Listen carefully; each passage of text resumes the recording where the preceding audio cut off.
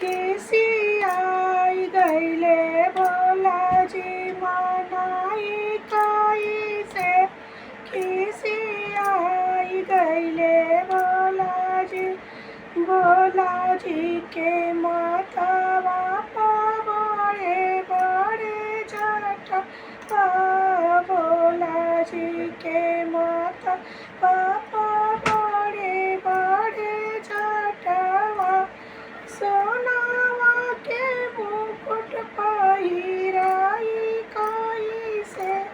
खिसियाई गईले भोलाजी मनाई कैसे खिसियाई गईले भोलाजी के